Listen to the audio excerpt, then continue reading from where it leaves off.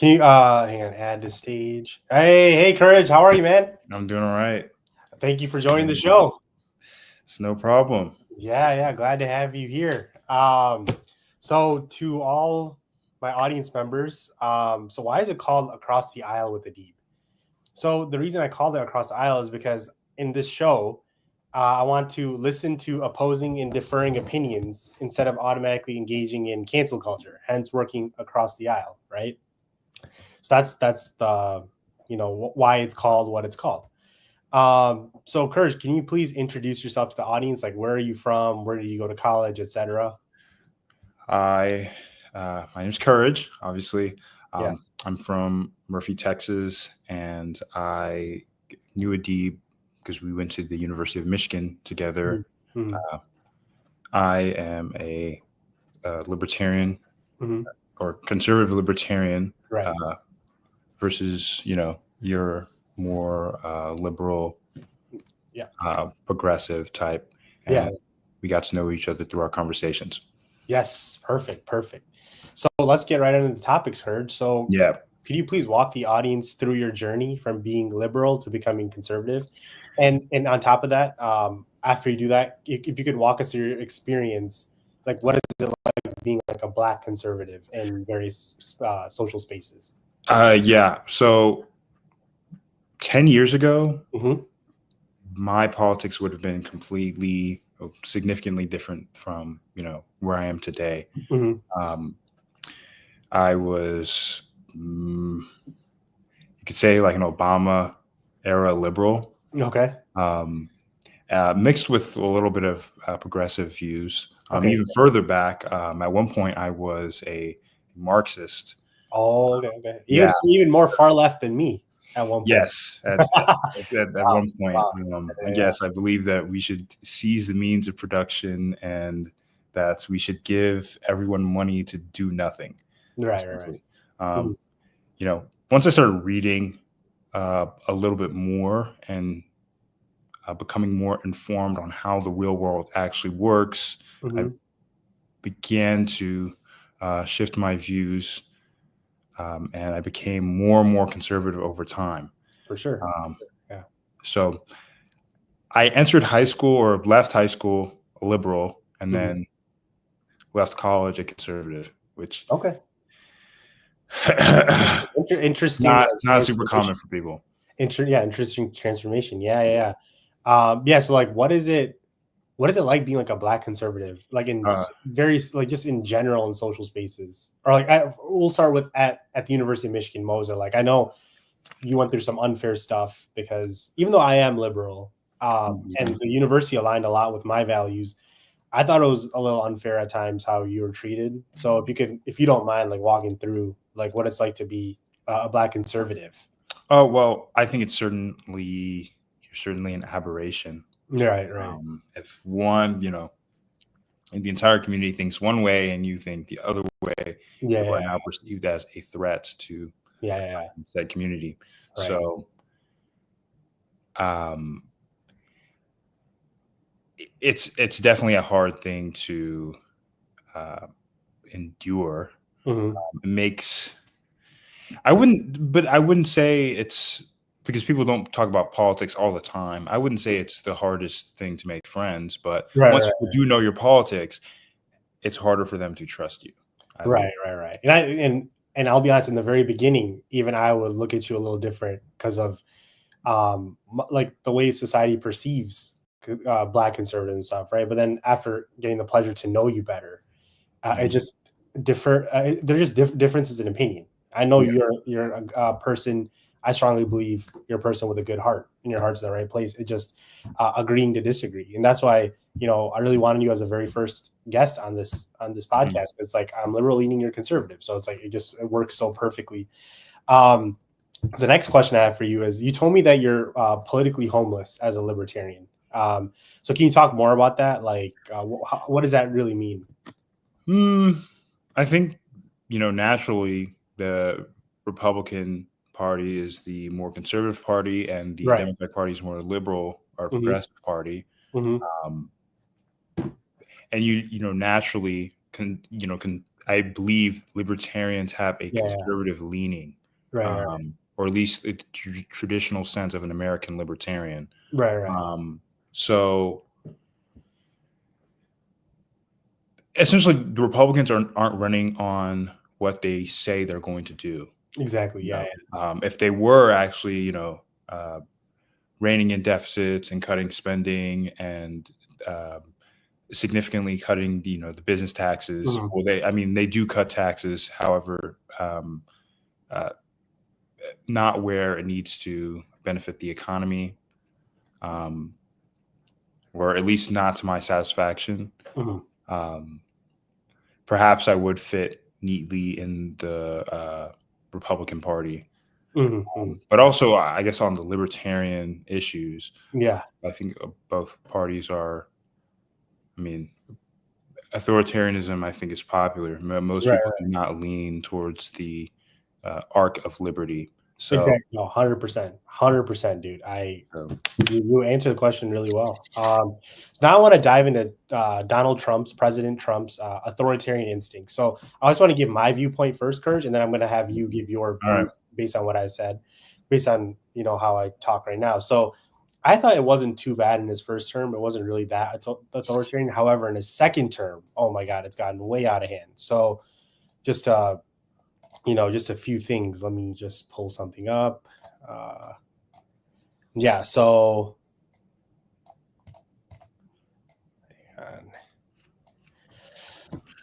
these are some key patterns of authoritarian behavior. So number one, the expansion of executive control. According to the Washington Post, Trump has moved to exert sweeping authority over independent agencies like the FCC, FTC, SEC, and CFPB, requiring their decisions to be run through White House oversight and appointing loyalists to key posts. And according to AP News, a Supreme Court ruling on July 23rd, 2025, upheld his power to remove Democratic commissioners from the CPSC, further weakening agency independence. The second thing, the politicization of the civil service. So, according to Medium, the revival of Schedule F in early 2025 allowed Trump to reclassify and purge thousands of federal employees, replacing them with political loyalists across departments like state, EPA, justice, and more, solidifying partisan control of the bureaucracy. And the third thing with regards to this topic is targeting critics through legal means. So, according to the Lemkin Institute, the administration has weaponized the DOJ and law enforcement to pursue critics, targeting public figures, journalists, and political opponents with investigations, defamation suits, and selective enforcement. And also, according to the Lemkin Institute, there have been open threats or calls for investigations against figures like Liz Cheney, James Comey, and John Brennan. And that reflects a broader strategy to marginalize dissent. So these are all the things that have been happening in the second term. So I want to get your thoughts on that. So what do you think about Trump's authoritarianism in his first term compared to second term? I think that the authoritarianism within the executive branch has always been there. So for me, it's not a shock as a libertarian. I know it's a shock when you're, I guess, on the other side of the aisle.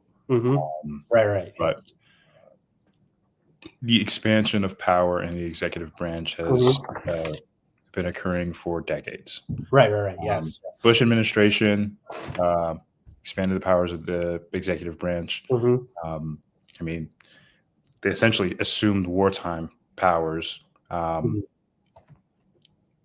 the power to go to war.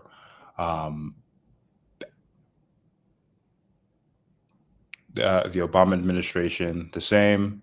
The first Trump administration, he was an authoritarian. So most of what's happening in this administration isn't a shock. And then also the Biden administration. I mean, come on. If we're gonna be serious, I don't think there's a need to get. If you're a Democrat, there's no need to get rid of Schedule F because government bureaucrats have the politics of Elizabeth Warren. There's no need to. These are all really good points. So thank you for bringing it for letting the audience know. There's one thing though today, today. I don't know if you saw. So he was speaking, and Donald Trump today He openly called for the deportation of U.S. citizens. We have, in quote unquote, we have a lot of bad people. Many of them were born in our country. I think we ought to get them the hell out of here too. This is very I think dangerous. you said that a while ago. I mean, I saw it today. I mean, I think today he said it as well. Okay. On Twitter. This is really dangerous. It's really disturbing. This is not about people who are here illegally. This has turned into and this has turned into going after people who are here illegally and even U.S. citizens. So people that were born here. This has never happened under a Democratic or a Republican administration. And this is not a liberal versus conservative issue. It's democracy versus authoritarianism. I think that's not true. I mean, I think Mhm. what he's talking about is the denaturalization process, which Mhm. has been done under previous administrations, Okay. albeit in exigent or certain circumstances. Like, for example, if you were to, go to Russia and join the military or something, and you bomb a military base, or you just engage in acts of terrorism, they're going to denaturalize you. Right. If you, I think, of course, if you were an immigrant, like who attained U.S. citizenship, they're going to denaturalize you. So, yes, I think in his rhetoric, it's very salient to the eye. But however, once you look under, I think these things are still bad. Right. These aspects of the problem are still bad, but it's not. The media likes to generate a lot of hoopla. Right. Yep. For sure. Yep. So I see what you're saying about denaturalization. That's a fair point. But what did I say about the tweet that I saw? Trump now openly calling for the deportation of U.S. citizens. Yes, that's that is a denaturalization process. They denaturalize U.S. citizens, right? Like, for example, if you were a U.S. citizen, if you were an immigrant, became a U.S. citizen, and you were running with MS-13, he still, one can elucidate that, the Trump administration would likely denaturalize you. I see in that case, MS-13 is like a very vicious, dangerous gang. I understand your point here, but don't you see the slippery slope argument? Don't you see that if he can just use anything as an excuse to deport, he can say, I'm criticizing Donald Trump right now. Mr. Trump, President Trump, please don't deport me. I'm giving constructive criticism. I'm not here to attack you in any way. I am just saying how I feel, and I'm just requesting you to please be a little more fair. Please be a little more how you were in the first term. That's all I'm asking from you. I'm not here. You are a very successful. I mean, I don't. Okay, so you're granted. I don't appreciate what he's doing. Right. That young guy from Colombia. I don't think the administration or Marco Rubio had the authority to pull him aside and say, no, you need to be in ICE camp or ICE detention facility. That's I think a lot of this is hokum.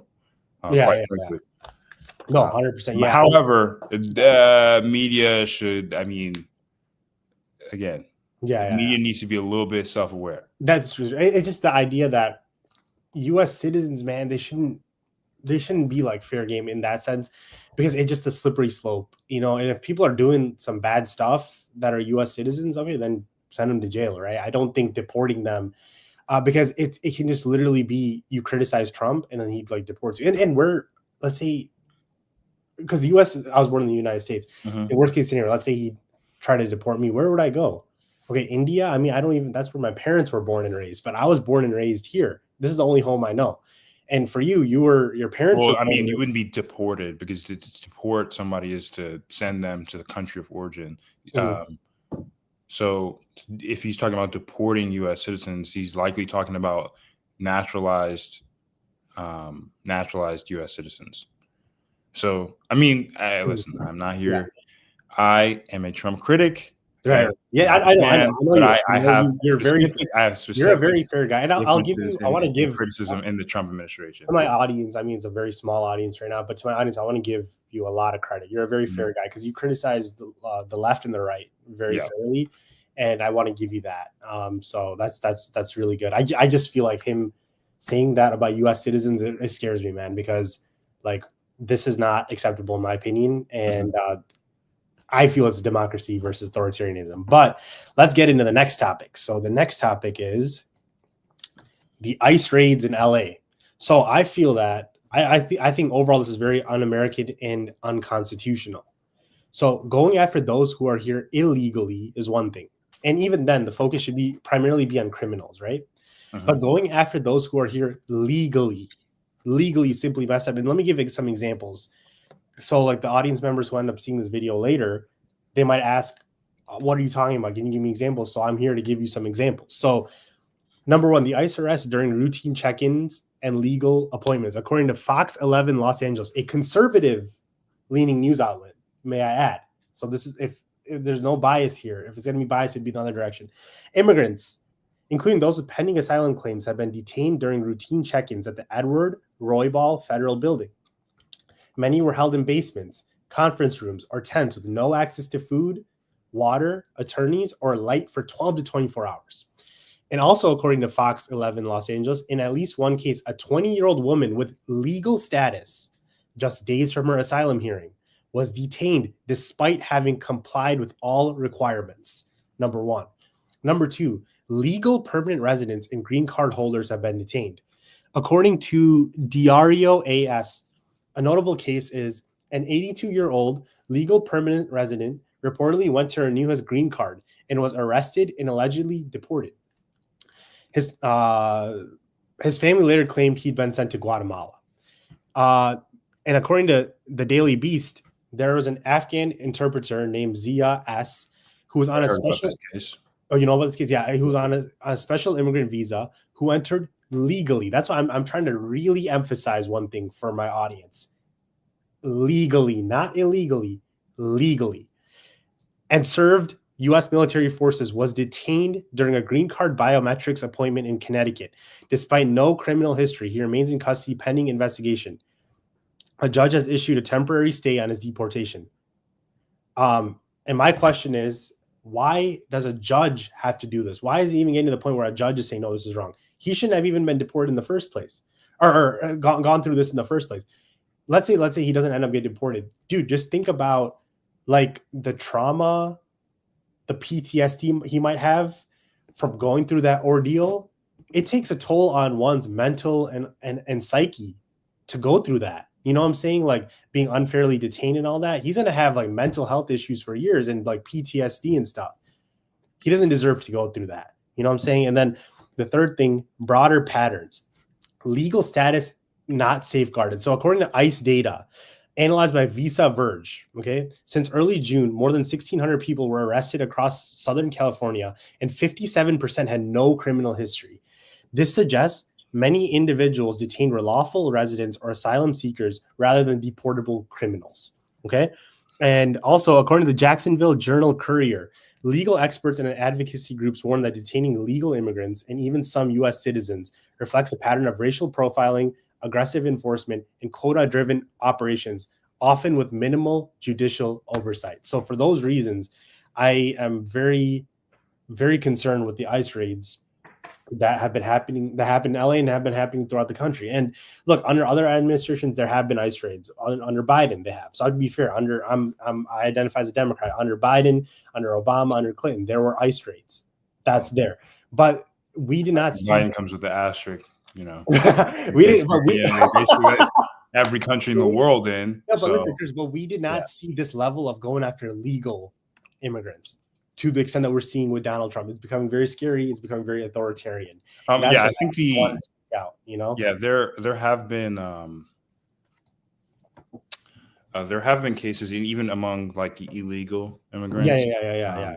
There are a lot of deportation sets for people who aren't criminals. Exactly. The Cato Institute had been recording that this is the record amount of non-criminal immigrants, exactly 100% legal immigrants rather, that have been deported. So I mean, I don't think it's productive for the economy in particular. I don't now.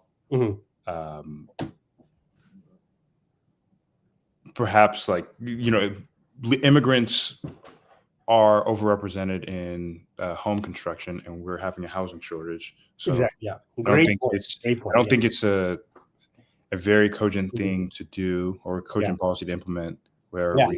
we deport everyone. Uh-huh. I think, I mean, there are people here who are criminals Yeah. who came in illegally. Mhm. I think it's fair game that they be deported, but I don't Yeah. think the American people.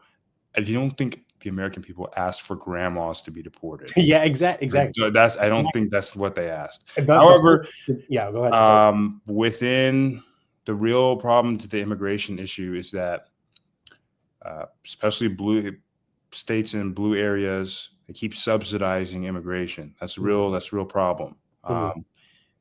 Especially with the welfare state that Mhm. we have here, it's unsustainable to just keep adding Exactly. immigrants and Mhm. Yeah. giving their children Yeah. citizenship, and then Yeah. giving benefits to legal immigrants. Like, and some of this isn't federal. A lot of Right. this is local and state. Mhm. For example, in New York City, they had a ton of migrants bust over, and they Mhm. were giving them hotel rooms, Right. X, Y, and Z, right? Mhm. Meanwhile, they have an absurd amount of homelessness. Yeah. Yeah. Um,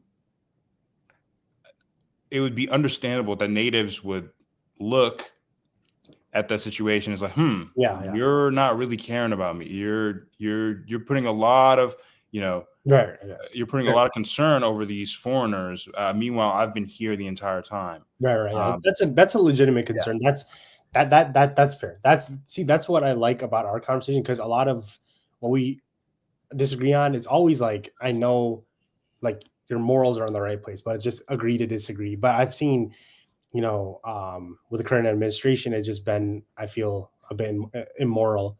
But again, President Trump, if you see this for any reason, you're a very successful businessman, and I respect you a lot. So please don't deport me. Okay. Oh my But I'll say this. No, I'm just trying to give my constructive criticism. And Mr. President, I just want to request that you do Oh better. my That's gosh, all. it's all right, bro. He's probably not tapped He's in. not gonna. He's probably not gonna see it. Who am I? I mean, I'm just a yeah, regular. whatever. The NSA is probably tapped in, but Yeah, but I gotta, it is what that's why I have to say, I have to preface, because I want them to, just know that I'm not. Okay, bro. Yeah, I'm not gonna. Relax. I don't want to speak too much, right?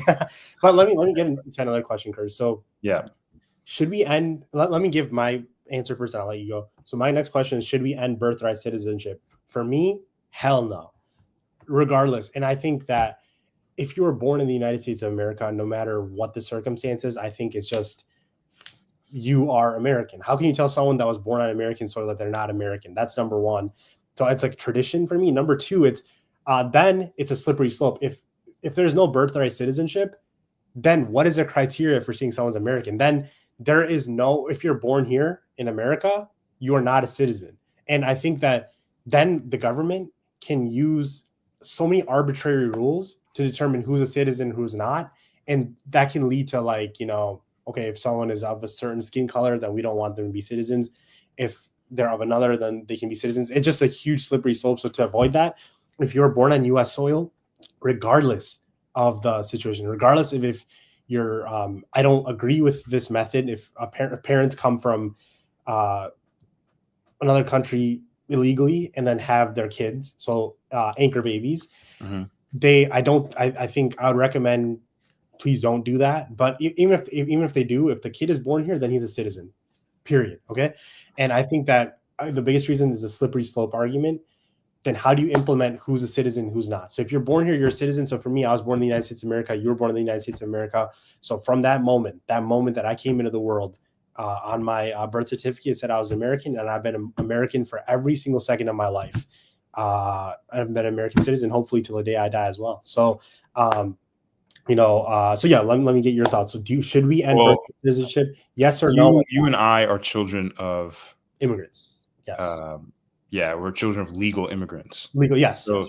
However, the issue comes within a loophole. Mm-hmm. If someone immigrates legally, And if they want a ticket to stay in the country, Right. or to get back into the country later, all they simply need to do is have a child. Exactly. Yep. I think the current birthright citizenship structure creates a lot of perverse incentives, especially along with, now that they're a citizen, that means they're eligible for SNAP, CHIP, all types of benefits that we have to dish out because they're American citizens. So we could just keep the previous, before the Supreme Court ruled on birthright citizenship.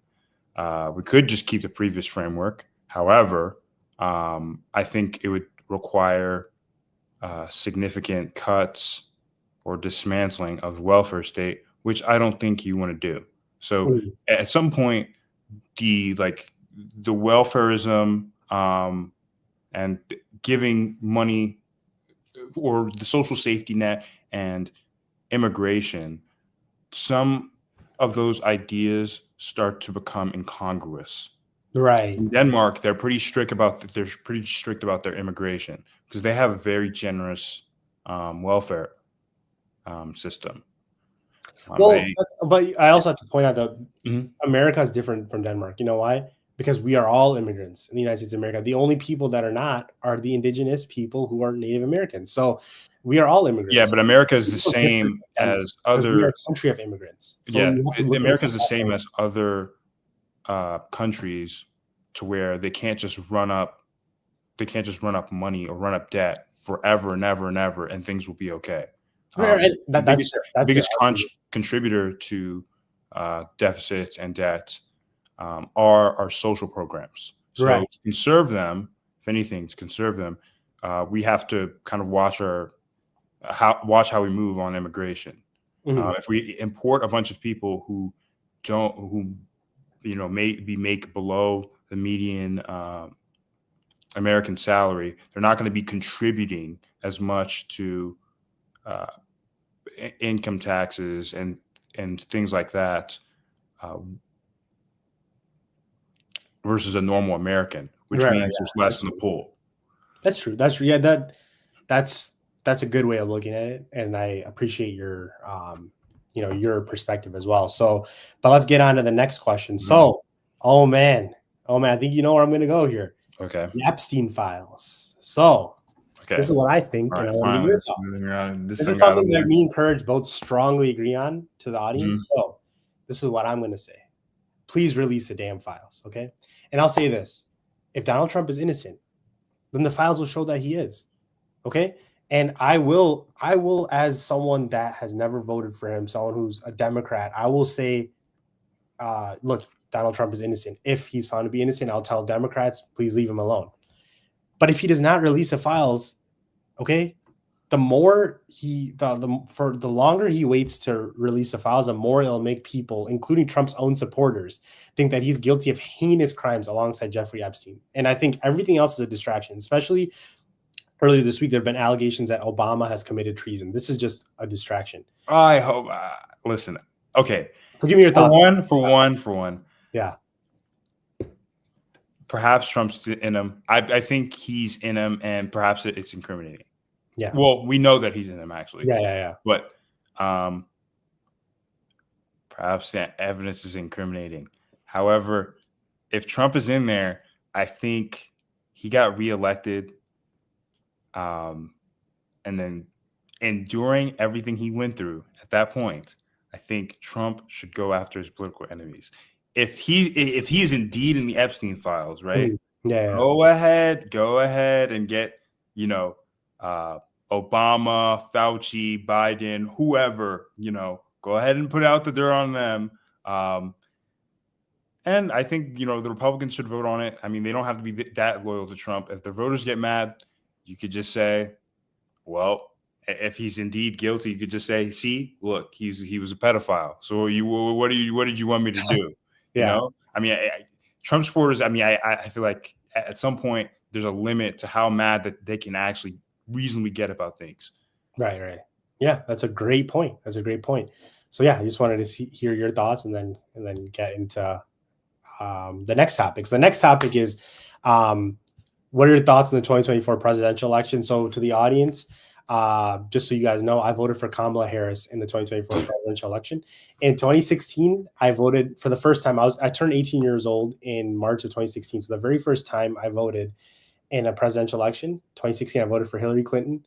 2020, I voted for Joe Biden. In 2024, I voted for Kamala Harris. So I think you guys can, very safely surmise which, political party I identify with. And for me, my vote was primarily a vote against Donald Trump, because I looked at the ballot and I saw that it's either Kamala Harris or Donald Trump would be the next president of the United States.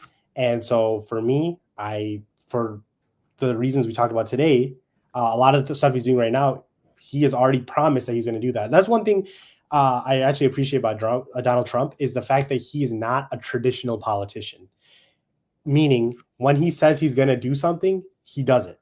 Okay. He doesn't say one thing and then do something opposite. He doesn't lie in that sense. So if he says he's going to do A, B, and C, he'll do whatever's in his power to do A, B, and C. And he said he's going to do a lot of these things in Project 2025 and what was it called? I think the Project 47 or something like that. Yeah. He said he's going to do all these things, and he's been doing a lot of things that we think are really, really bad, that I think are really, really bad. So that's why I'm like lesser of two evils. I know Kamala Harris has her flaws, but for me, it was it was primarily lesser of two evils. And that's why I voted for Kamala Harris over Donald Trump. And let me ask you, Curtis, who did you vote for in the 2024 presidential election, and why? I voted for Chase Oliver. Libertarian candidate. I guess. I think if you have observed the political landscape since 2016, and I'm not like others, I know this is a cross out. I actually do judge people on who they vote for. I do judge you on who you vote. Okay. There is no way that you or people, it's not just you, that people have observed this current political landscape and they were like, you know what? The right decision is I need to vote for one of the two big parties. We've had absolutely bonehead candidates. Fair enough. But for the past, argument for the past 8 years, and then and also in 2024, the idea was to vote for one of the more unpopular administrations. I mean, I think the way that they ran this administration, it's almost as if they wanted Trump, like everything that's happening, all the bad policies that Trump is implementing, they wanted this. Okay. It's almost, I think the Biden administration, when they got into office, they were almost, I would say almost, given a silver platter. Mm-hmm. Okay. GDP had recovered, unemployment was already falling, and they decided to inject the economy with more stimulus, which led to exorbitant, consumer prices. I mean, across a lot of the other social issues, a lot of people do agree with Democrats, right? Abortion, LGBT, immigration, right? But at that point, Blue Rose Research, what they found was when they were interviewing people or polling people, was that, we really care, on all the other issues. We really, agree with the Democrats. However, cost of living is the most important thing right now. Like on the issues that people really cared about, they resonated with the Republicans. I mean, I think it's pretty obvious, like from the I guess from the data, right? If we look at, change in nominal earnings, or, under the Biden administration, people were making more money than they ever were. Okay. So, but now once you adjust for cost of living, once you adjust for inflation, right, it seemed like, their standard of living wasn't increasing. Here's the thing, right? Under the Trump administration, before the pandemic, of course, there was low unemployment. Okay. True. The economy And was good. I'll give Trump things credit. weren't perfect, okay, but things were a lot more affordable than they were now, okay. I will give Trump credit. His first Yeah. term, the economy, he did a pretty good job overall. Unemployment rate, higher wages, less inflation. So I will give him that. Hold on. But under the Biden economy, right, we had um, unemployment maybe slightly higher than the pre-pandemic Trump administration. Actually, keep in mind, just ignore that large spike there. A lot of that is due to like the COVID irregularities. Exactly. However, the pattern's the same. But things were more expensive. Mm. Things were a lot more expensive. Mm. So I don't think you can argue or lie to the American people and say that, oh, actually the Biden economy was better. No, the Biden economy was buns, and the media needed to be honest about that. Okay. But they I mean, weren't. So yeah. people got mad, Mhm. and that's why I think people voted for Trump, is because not because, oh my gosh, they agree with him so much. No, I think people are just mad. Yeah. If they weren't, I don't think they would vote for somebody like this. Fair enough. So my next question, I think you already answered it. Why do you think Yeah. Trump won in such a landslide? I'm assuming your answer would be because of the economy, right? Yeah, because of the economy. The economy is one part of it. If we're talking about the hours needed to purchase a week's worth of groceries, this is actually a chart that the White House put out, which was absolutely hilarious. They were just lying about the data all over and over, or they weren't outright lying, but they would, obviously undertake certain maneuvers in order to obfuscate the facts. Okay? Right. Yeah. So under the Trump administration, it's you see a clear trend down. So meaning that people needed to work less hours to purchase a week's worth of groceries. Okay, under the Biden administration, those hours went up. That's what inflation is. People have to put more hours to buy the same goods. So it's more, a lot of these things are more about trends than they are about like averages and I guess the dollar amount. The fact is, this was going down. Okay, this metric was going down, which is good, right? Which means people's standard of living is going up. Exactly. The White House decided to put this dotted line, this 2015, 2019 average, or as in, oh, we're really doing a good job with like government spending and inflation. No, they weren't.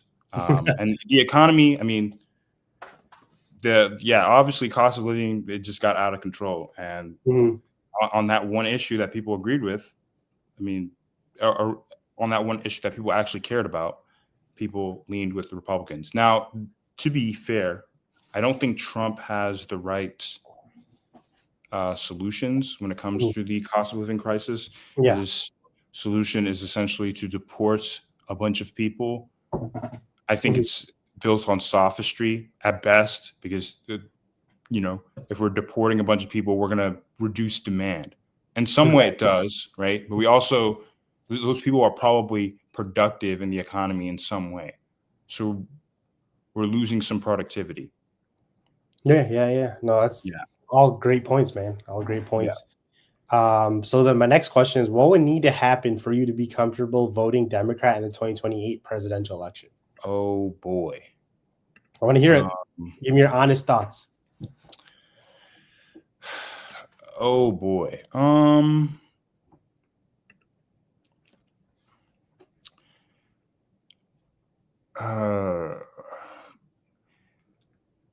mean, I think they would need to essentially move to the right where I'm at. I mean, I'm a hardliner, okay? All right. So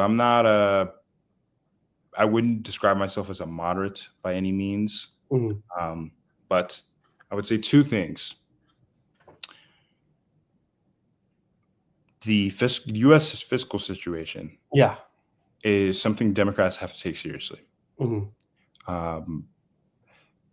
I think Republicans don't do a good job of taking it seriously. However, I think a lot of Democrats are certainly oblivious to the effect that the national debt or the interest payments on the debt would have on the economy. Okay. And that right now, with the US sitting at like a $2 trillion deficit, is almost like 5% of GDP. Yeah. 5%, 6% of GDP, which is outrageous. We're not, not in a recession, I don't think. So, I mean, that has to come down. And even with the interest payments rising at a prestigious rate, at a rapid rate, rather, the budget is going to need to be balanced so that, assuming that interest rates stay the same, right, that the net interest doesn't exacerbate the deficit. Okay, so let me get right into that. So you talked about balancing budget. I know because we've had personal conversations about this. Can you let the audience know, why are you so keen about balancing the budget, and why do you feel it's so important to balance the budget and to control the national debt? So if you could let the audience know, like, why, because I know you're very, very, very particular about that. That's something that you take very, very seriously, that most Democrats, they don't have like a huge issue with it, like a little bit of deficit. Obviously, you have to cut a few things. And even Republicans, they don't seem to have that much issue, but you have a huge issue with the budget, and you say it has to be balanced. So can you tell the audience why it's so important to you? Yeah, but it was just like I was saying, because the rate of interest, not so much the, I guess the debt itself, it's the interest on the debt. Interest on the debt, okay. Yeah, so for example, if I was loaning you money at a 2% interest rate, it's stuck for a law. Right. All right. It's stuck for a law. If I loaned you money, I would never charge interest. But hypothetically, if I was loaning you money at a 2% interest rate and you were investing in some asset, company, whatever venture that was going to guarantee that at the conservative estimate, right, be 5%, the return would be 5%. Would you continue borrowing from me? Yeah. Okay. So essentially, you're making whatever it is, you're making a 3% real profit. It's guaranteed. If now I raise that interest rate to 7%, you're not getting the return on investment. Would you continue borrowing?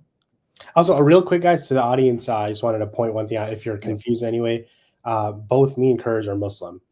So that's just so you know. And that's why Courage was saying, had some thoughts about interest. And yeah, so I just wanted to point that out. But yeah, what was your question? I'm sorry.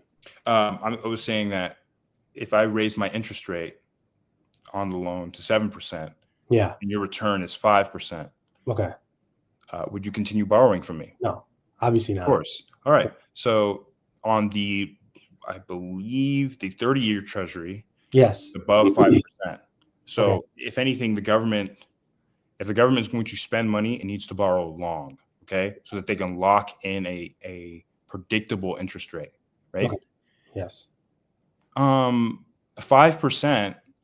Do you think the economy is going to grow at 5% over the next 30 years? Right. That's a good point. It's just like, if we're lucky, if we're really lucky, it might 1 year.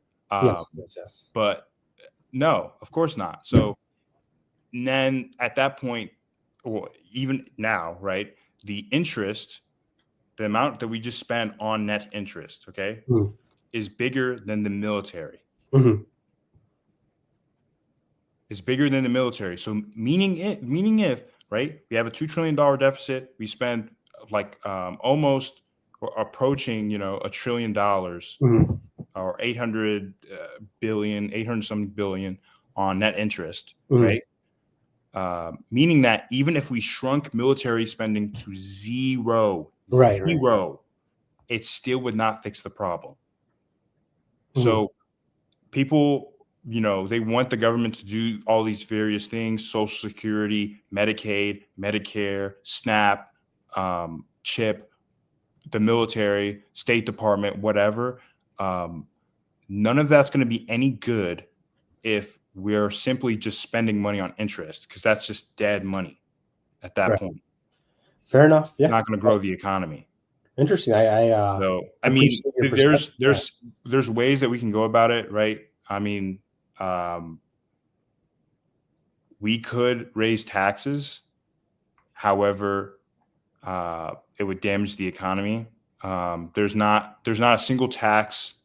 I mean, we can't raise taxes to solely fix the problem, because there's not a single tax that we can implement that would bring in $2 trillion into the treasury. It's not, maybe $2 trillion over the span of 10 years, at most 200 billion.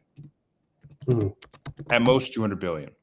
And then as far as like cutting spending, I mean, it's simply, I mean, it's going to be unpopular. No one can figure out how to solve this problem and also get reelected, which is why even Republicans would be very hesitant to touch any of the entitlement programs. Like on the one big beautiful bill we saw, they put a work requirement, but they're not just going to like start slashing.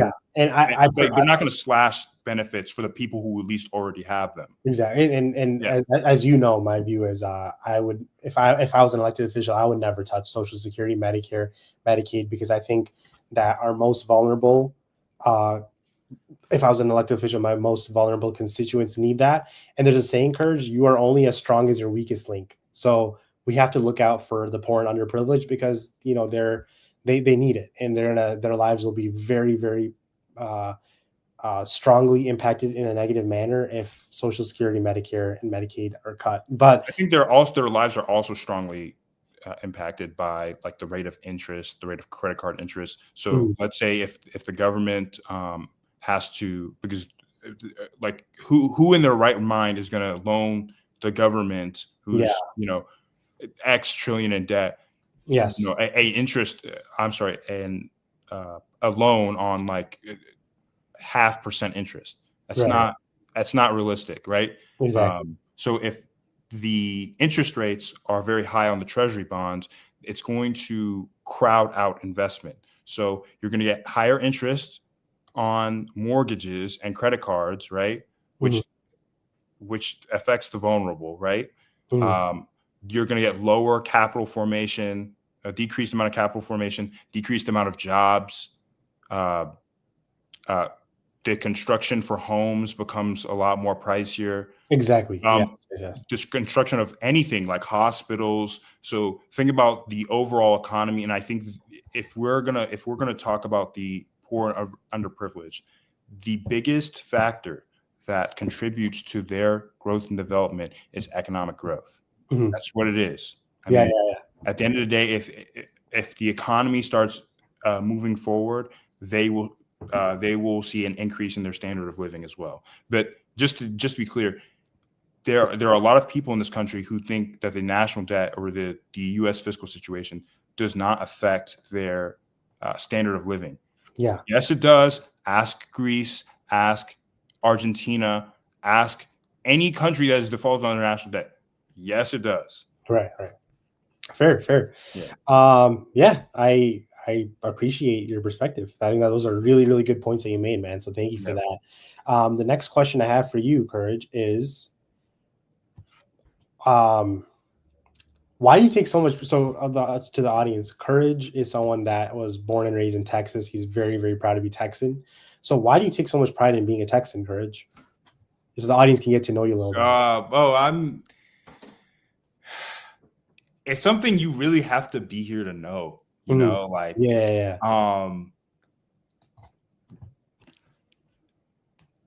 I think Texas, like I've been to other states, and I think where I grew up in Texas is head and shoulders like above, a lot of places I've been. Even, Ann Arbor is a great town.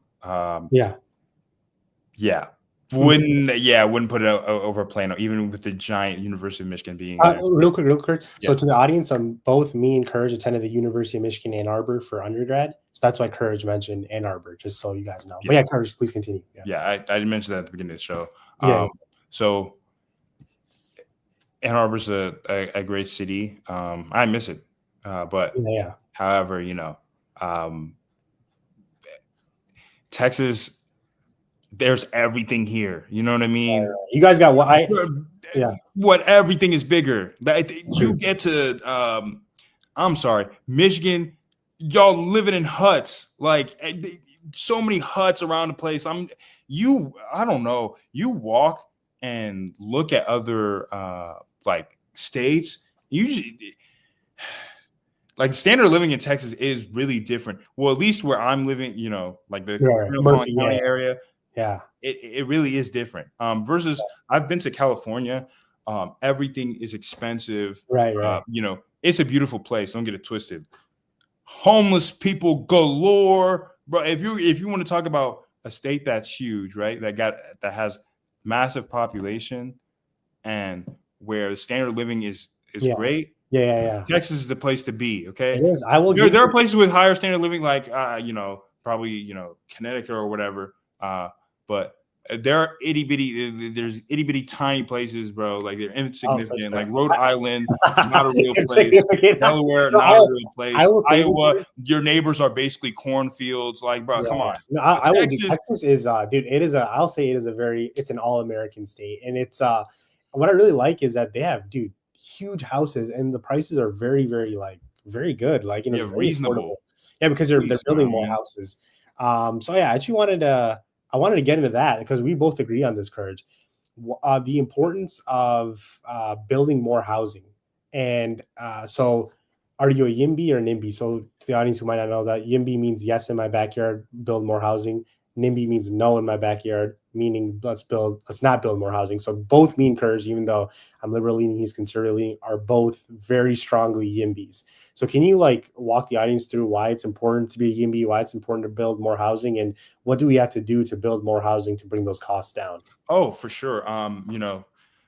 One salient difference between the state of California and the state of Texas is that the housing is a lot cheaper in Texas, significantly cheaper. Matter of fact, on the Missouri Economic Cost of Living Index, they have an index where, obviously, 107, right, is 7% above the average. 100 is perfect average. Okay, in terms of housing, right, California is a whopping 208, something around there. Meaning they have twice the housing cost of the average, housing cost in America, which is absolutely insane. And in terms of other areas and cost of living, or just overall cost of living, it's about 44% more expensive to live in the state of California. Wow. And a lot of that is simply due to regulations, taxes. If you tax the people who build homes, you get less homes. And if you restrict where they can build homes or how they can build homes, you get less homes. If you tell them, hey, you can only build single family zoning here, they're going to build only single family zoning. They're only going to build single family homes, and you're not going to get a lot of high rise density housing to address the homelessness problem there. Exactly. Which is why, as far as the homelessness rate in California is somewhere around 40 per 10,000 people. In Texas, it's about 7. So we're talking about 5 times. California has 5 times that's bad. More homelessness than the state of Texas does. I mean, the state of California has some rent stabilization in their state code. 60% of 60% of the units in San Francisco are either rent controlled or rent stabilized. That's a disaster. Price controls are a disaster for this market. I'd say the best way to destroy a city without flying some planes into towers is to implement price controls everywhere. Okay. Yeah. I see what you're saying. And I will say, because I agree with you on this, we need to get rid of these this red tape, these bullshit regulations that stop cities from building more housing. We need to build more housing because if just look at a supply and demand curve. If you build more housing, supply is up. What happens? Price goes down, right? So it's going to naturally go down if you build more housing. That's what we have to do, and that's the number one thing we can do is to build more housing. So I'm glad that you and I agree on that, and we both agree across the aisle. Shout out to the name of the show on that specific issue. I just also want to touch on one of the last things we're getting close to the end of the show is cancel culture. So I always see like in the media, liberals trying to cancel conservative, and to some extent conservatives trying to cancel liberals. I'm personally against cancel culture for the most part. I'd say I'm anti-cancel culture, except in some like extreme cases such as rape, murder, domestic violence, sexual assault. Yeah, at that point, it was then those people deserve to be canceled for sure. But I'm glad you don't encourage. You and I in college didn't cancel each other like the media would have liked us to. Because honestly, when you first told me you're conservative, like I had my like doubts. Oh, should I be engaging this much with you? But then we end up being like very close friends. So like so to the audience, I mean, Courage is one of my best friends, right? And we were able to like really get to know each other and put our differences aside and just like agree to disagree on stuff and learn from each other. So my advice to the audience would be don't just because someone is like has different political views than you, don't just cancel them, especially if you're liberal to conservatives. At least listen to what they have to say. You know what I'm saying? And I think that can like lead to really awesome friendships like me and Courage. And so one audience member wanted me to talk about so just me, Courage, and nothing on your end. They wanted me to talk about just really briefly about Israel and Palestine. So I just wanted to give a very special shout out to Palestinian civilians in Gaza. I know you guys are going through hell right now. To the audience members who don't know, the current far-right Israeli government under Benjamin Netanyahu is, in my opinion, committing a genocide against Palestinian civilians in Gaza. And just before you ask me, do you condemn Hamas for October 7th? Absolutely, I condemn Hamas's actions of targeting, killing Israeli civilians on October 7th. I strongly condemn that. However, that does not give them the right to collectively punish the entire Gazan population. If they want to go after Hamas, that's fair. They have the right to do that. But are they? I don't know. I don't know about the right to do that or all that, but I'll say they have. I can understand if they go after Hamas, but they don't have the right to, kill civilians. And the majority of these civilian deaths are women and children. Women and children are not a part of Hamas, right? So you need to make sure that you are protecting civilian life. And I think Netanyahu is being very careless. So I just hope that there's a ceasefire soon. Palestinian civilians in Gaza get more humanitarian aid. And then, so ceasefire, more humanitarian aid. And I hope that this genocide that the Palestinian civilians in Gaza are going through right now comes to an end as soon as possible. There's one good thing that I saw today. French Prime Minister Emmanuel Macron announced today that France will recognize the state of Palestine during the UN General Assembly in New York in September. I'm so happy to hear that. This will help with the two-state solution. And I want to request the United States of America as an American citizen, please also do the same thing as Macron. Please recognize the state of Palestine as soon as possible, so we have a two-state solution where Israel and Palestine can live and peacefully and coexist with each other. And everyone's lives in the region are very good. And because we want peace, not this nonstop bloodshed and fighting. So that's just my request. And with that being said, this is the end of episode 1 of Across the Aisle with Adeeb. Thank you so much, Courage, for taking time out of your day and joining me. Love to hear from you. And I think the audience, hopefully the audience did as well. The recording of this live stream I will put it on I'll share it on my Twitter tomorrow at Adeeb Hafiz 16. So if you like this video, please like and retweet it. It'll be my pin post. And if you liked this video, also please like it and subscribe to my channel, Across the Aisle with Adeeb on YouTube. There will be many more episodes to come. I'll have so many more guests, and I'm so excited to do this. This is something I've been wanting to do for years now, and I'm finally glad that I was able to do it. And I'm so glad that the first episode was with such a good friend. I really appreciate you, Courage, and I appreciate your time, my brother. All right. Yeah. Thanks for having me. Of course, man. Have a great day.